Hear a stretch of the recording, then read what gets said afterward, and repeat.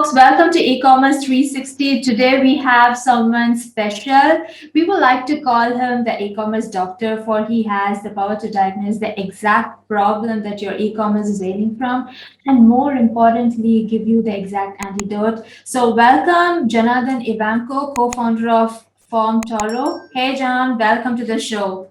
Thanks for having me, Rev. That's great. So let's get started from the beginning. What's your story? Tell us a bit about yourself. 5-second version is I have been fascinated by e-commerce for pretty much my entire adult life. Went to law school, came out, worked for a bunch of startups, and got my first taste of how businesses and technology were changing the way that normal businesses were working. And after a stint at a company called LifeX, running their marketing and customer experience, I realized firsthand over a couple of years what it was like to take a young e-commerce brand from Kickstarter all the way to acquisition, and kind of all the daily that goes in behind that. So did a lot of consulting after that and during that, and worked primarily with e-commerce companies in order to figure out the best way market, maintain profitability, and grow using data. So my latest venture is Form Toro, which is about helping e-commerce companies use data more effectively in order to stop guessing and start getting results. That's a great story. So when we are talking about mapping a customer's journey, right, from the moment a customer lands on your website till checkout, how do you go about refining every interaction that your brand has with a customer from an e-commerce perspective? I think the first thing that I always look for is the difference between a company journey versus a customer journey. And what we see more often than not today is all a company journey. If you land on a website for the first time, you're hearing about what the company does or why the company's the best. It's not about the people that the company represents. All the wording and all the copy is related to what the company wants you to do, which is to do with where you're at in a buying cycle. You could be there for the first time because you saw something that's interesting, but if the content doesn't relate to why you got there, you're going to hit like a wall really quickly. Great example of this in my space is pop-ups. When you hit that first pop-up, when you get to a website, it's always save X% on your first purchase. And it doesn't make sense that you would save on your first purchase because that tells me that you only want me to purchase once. So that's the company's goal, is to get you to purchase, not the customer's goal of like trying to test out your product and purchase multiple times or anything like that. So there's a lot of things that we put artificial stops on. We bury return policies in the footer. We don't make things very clear as to how things work. We make people navigate off-site to learn something, and sometimes reviews. Like we do a lot of things that aren't conducive to where the customer is actually at in their journey. And we have data and stats from people that have signed up, and almost 50% of the people that are signing up are looking to purchase in a couple of weeks. So if they're looking to purchase in a couple of weeks, they're on a much different path. And yet a lot of these brands are sending out 7, 8, 9 emails, including 5 in a welcome series with buy. And it just doesn't make any sense. So I think for everyone to understand journey and customer journey and how to make sure that the touch points are great, you have to ask yourself, if I was looking to buy, is what I'm presented with helping me to do that? And is it geared towards the risks that I have with making a purchase from a brand new company?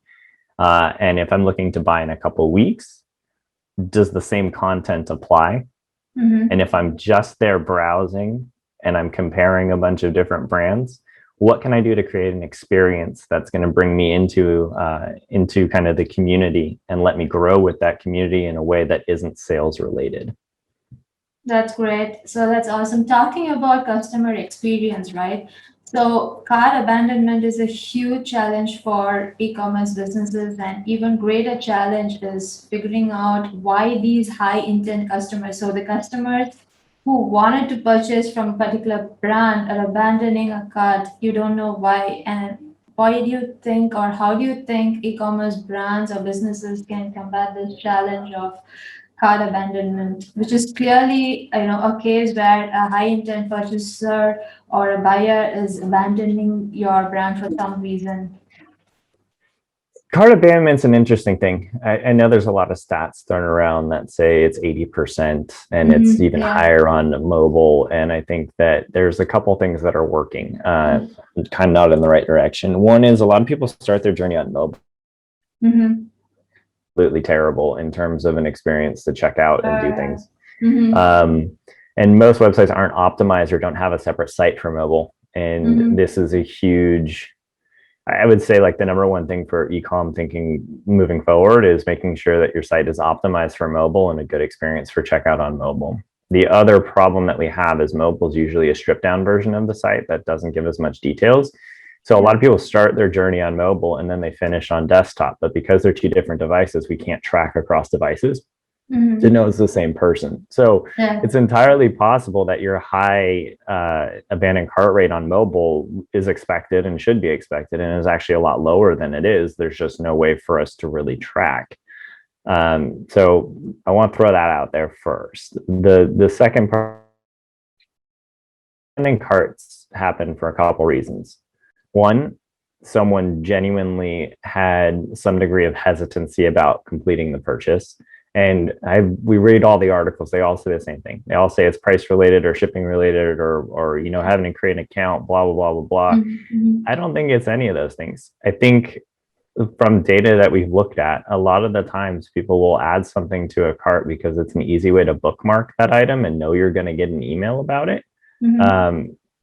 But I mean, I've seen cart abandon rates that are less than 40% on some accounts where people just add and they end up purchasing because they know that the journey that they were taken on leads them to feel confident in making that decision happen. I think there's a couple other things that play into this, and I know I'm going to get flack for this, but there's a tendency to do cross sells and upsells and add a bunch of confusion to the decision when someone's already there and make people think, oh, should I be adding more to this? And we do the same thing where you have a minimum shipping threshold to hit. I don't want to go on a tangent, but I'll have to say is the people that have been looking at doing cart abandonment relating to shipping prices are absolutely clueless. And this includes big brands as well. You can look at like big, well-known brands that have conflicting shipping and return policies that you'll pay more for shipping than you would the flat rate return, or the returns are free, but you have to pay for shipping on the way out. So when you actually review all these things, we've artificially created a bad environment that's based on the company journey, not the customer journey. Because most of the time the customer, if they're close to getting free shipping, you're telling them they have to leave the cart page to go find an item that matches something that they don't necessarily want to purchase at that time in order to unfair with the conflicting policy on the website. So it's a really, really complicated subject that I think deserves a much longer discussion because there's a ton of things that exist on the site that are playing into this. The easiest fix, though, I would say for anyone that's dealing with high cart abandonment rate right now is most people do a 30-day return window. If you ratchet that up to 60 or 90 days, it actually decreases the return rate and it doesn't cost you a thing.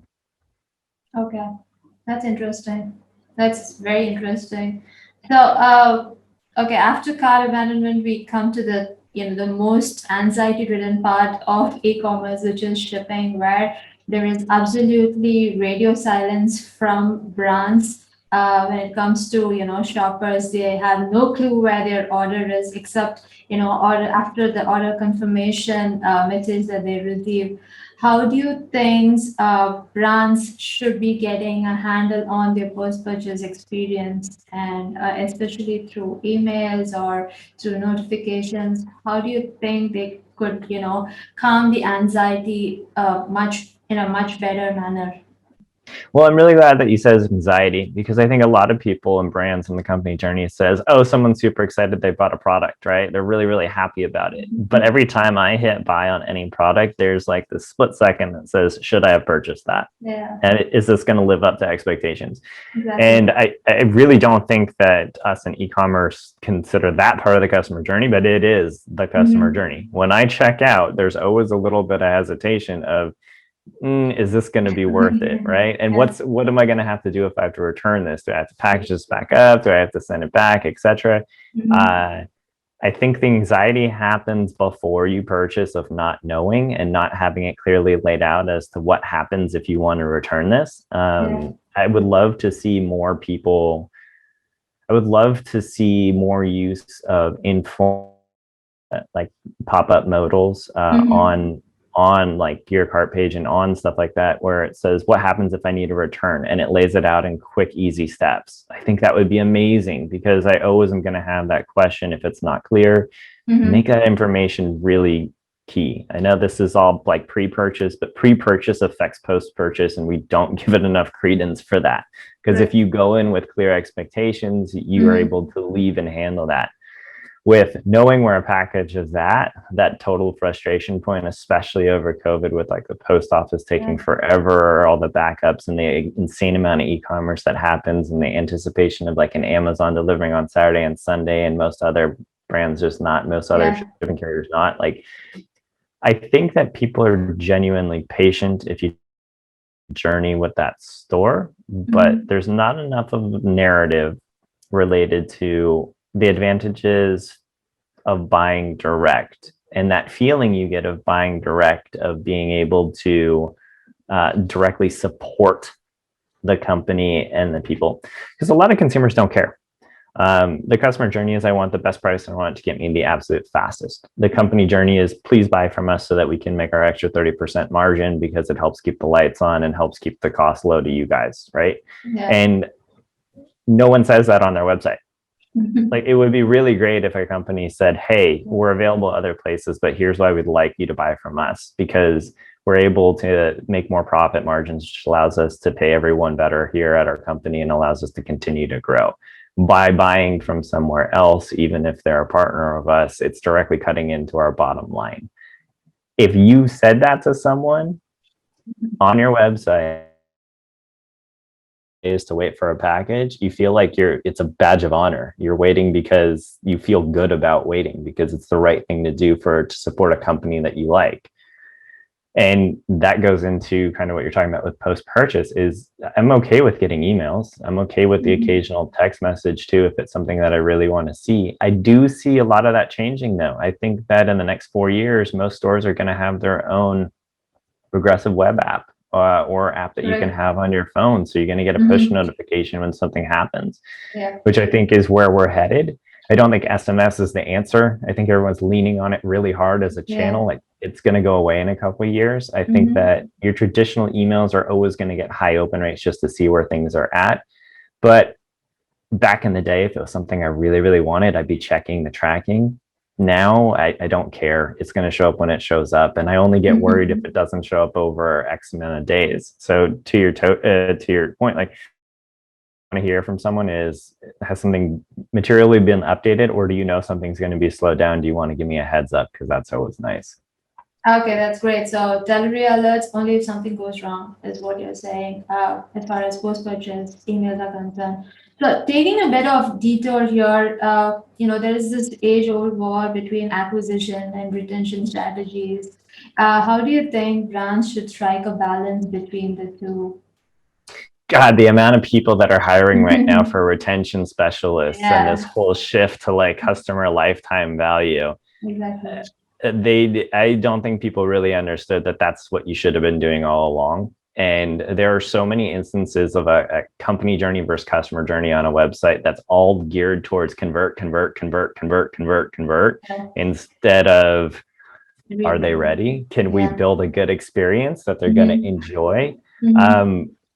customer lifetime value is really interesting because I'll give you two scenarios. One is someone signs up and then they progress, their customer lifetime value is $200 and they buy incrementally at $20 a piece for 10 times, right? And they do this over 2 years, right? So they accomplish that. Yay, retention.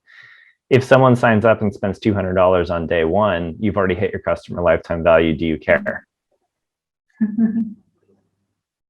So it's a fallacy of an argument to say that you have to do retention in order to hit a customer lifetime value.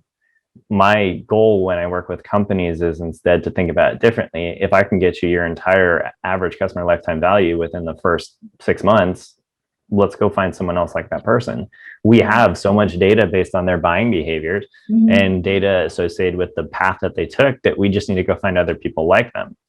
If they come back, you know, if someone purchased and hit their lifetime value within the first 6 months, that they're going to be a customer for life. They like your product. They bought multiple times. You really don't need to chase them. You do not need to go after them with discounts and emails and bring them back into a fold. They've hit it. They go on a separate list where you're just nurturing them about like the brand and the type of industry you're in, and they're going to be fine. And I think that we've gotten to the point of all these retention specialists are going a lot towards email and blah, blah, blah, blah, blah. And they only benefit the company. They don't benefit the customer. Loyalty programs are the biggest shill out there, to be completely honest with you. Like, I don't want to have to sign up for a program, give you a bunch of information to get coupon codes and select stuff. Why? That's like me making a concession for the sake of the company. That has nothing to do with my buying journey. My buying journey is give me a coupon code that I can use the first couple times over a couple months. And then if I like your product, I'm going to come back. If I don't, I'm not. And then you can follow up with me because you know that it's accessible to be used multiple times, but I haven't. All of a sudden you have a conversation starter instead of, oh, well, you're 3 points away from unlocking free shipping or whatever. Like, that doesn't work because if I go to Amazon, I have free shipping. So a lot of the things and a lot of the gamification that people are trying to do is actually has nothing to do with where a customer is at in their buying process at all. Acquisition, on the other hand, iOS 14.5 just dropped. And I think there's a lot of my friends in the ad industry that are very, very worried and very, very concerned about being able to track people across. I think acquisition is an underrated part. It gets a lot of focus, but there's a lot of people that are really, really bad at it. And if you go to Facebook or Instagram, and I challenge anyone to do this, go and scroll and you're going to see an ad every about third post. Take a picture of all those, put them in a little collage or, you know, a folder, and take a look at all of them. And you're going to notice they all look the same. And we're complaining about bad costs on acquisition and rising costs on acquisitions and everything else, but we forgot that the large portion of acquiring a user is getting their attention. And if everything looks the same, and I'm looking at earth tones here, everything's an earth tone these days. If you don't stand out in a feed that's comprised of other items that look similar with people and that aren't bright and don't show up, you're never going to get noticed. And you cannot sell anything unless you get noticed first and foremost.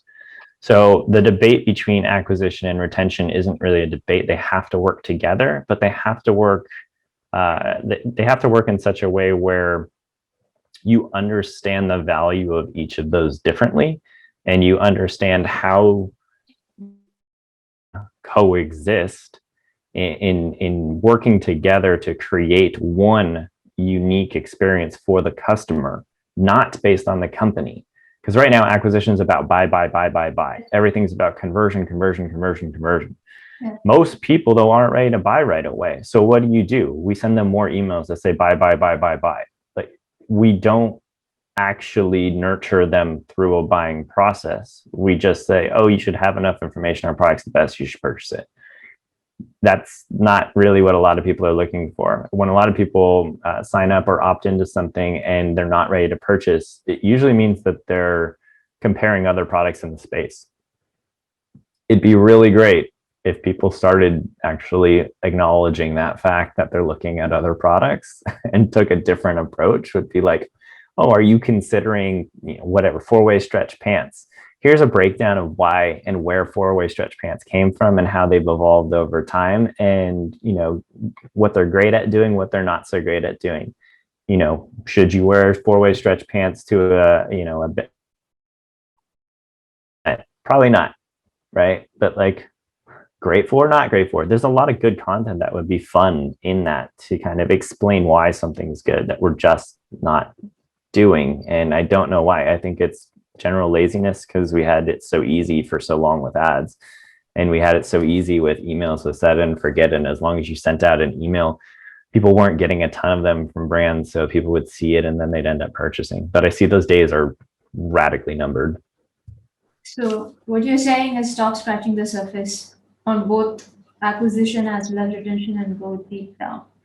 That's great. Yeah. So you mentioned CLV, right? Let's talk about other metrics that are worth measuring, from a growth perspective for e-commerce businesses.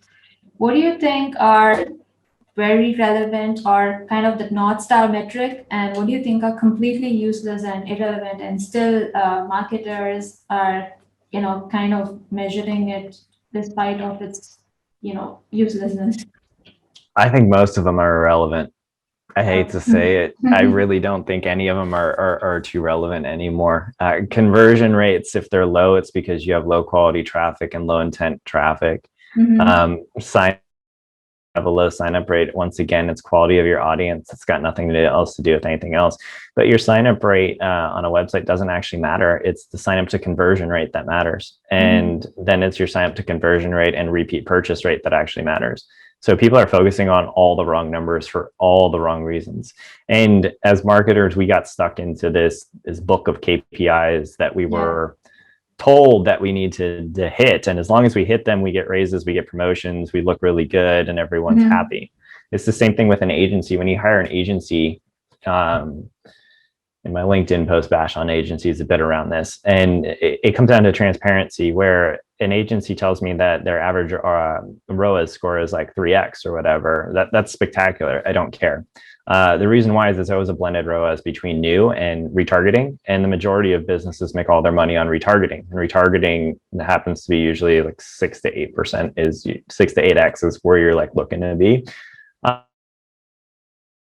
They're organic and like their top of funnel, it's usually like 1.2-ish, somewhere in there. So we've been focusing on numbers that don't actually relate to anything. And if I tell my group that's running ads that I need to see an 8x ROAS no matter what in order to make money on the product because of the cost of the product, the cost of the salaries, the cost of shipping, the cost of everything else, it changes the mindset a little bit. But people are thrilled at 3x, 4x. It's the same thing with, your abandoned cart stat, right? 80% abandoned cart. What if we could just increase this less than this, like 5%?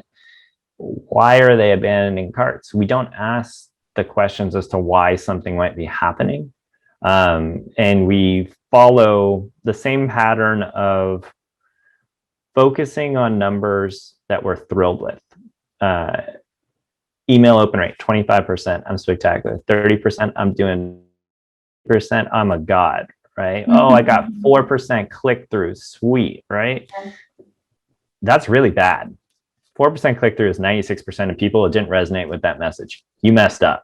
Like, we don't view it that way. So all these KPIs that we've been benchmarking against are a result of bringing in some really, really bad numbers too in order to get to them and say that then we're doing really, really well. I think the KPIs that people should be paying attention to is just doing better.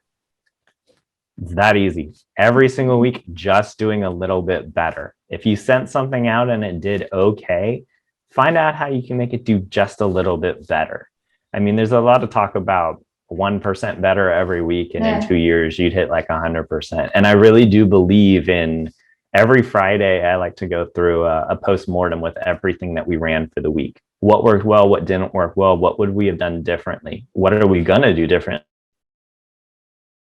Mortums when something goes like really, really wrong. I like to do it when things go right. I like to do it when things go wrong. I like to do it every single Friday, because any high growth company that's got a lot of moving pieces should be all sitting around a table on Friday afternoon and talking about everything that went well and what changes you're going to make if something didn't go well.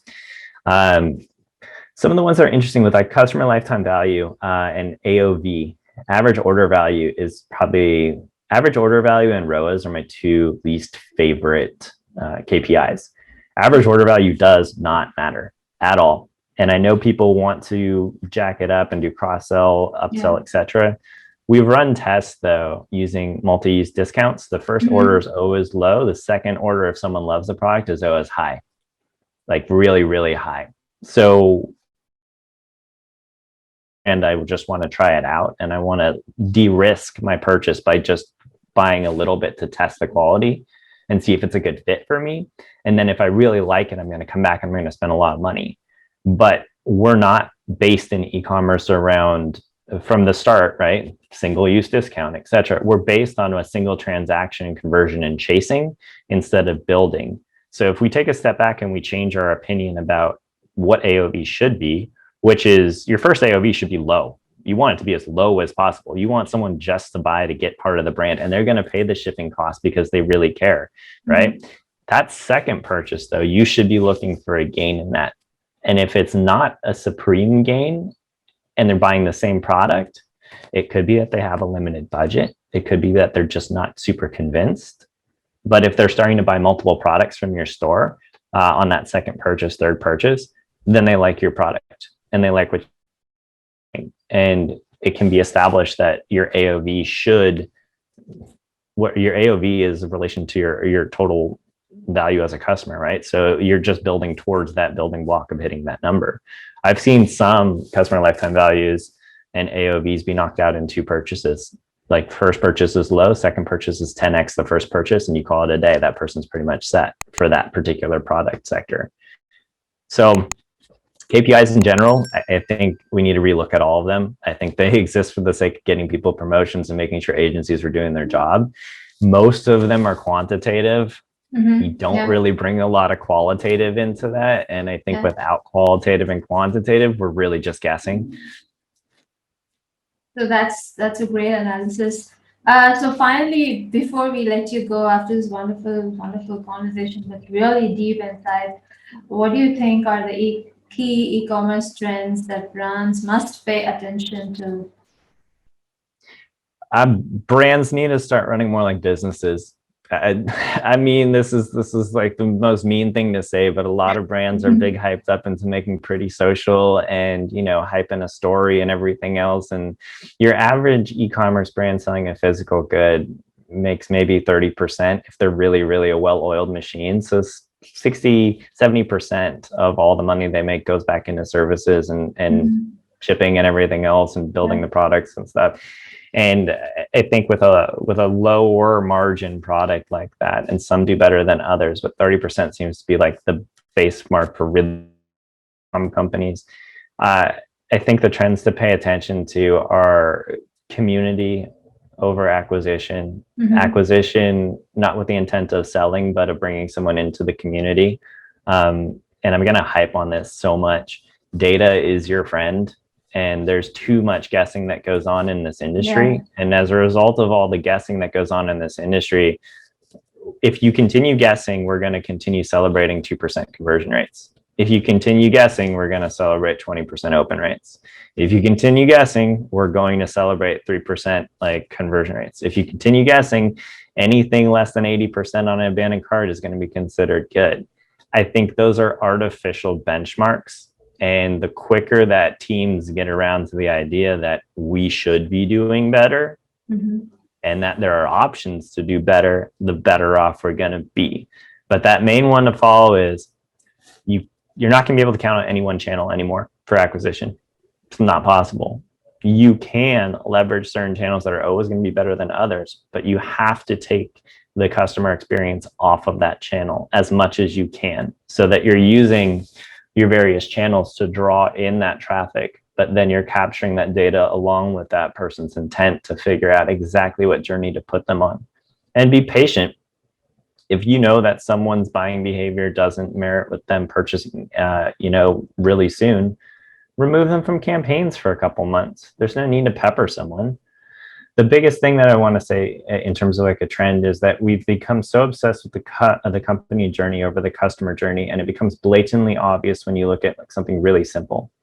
When you sign up for an email list at a normal e-com company, they send you a welcome series and they send you a bunch of campaigns, and they just give you email, email, email, email.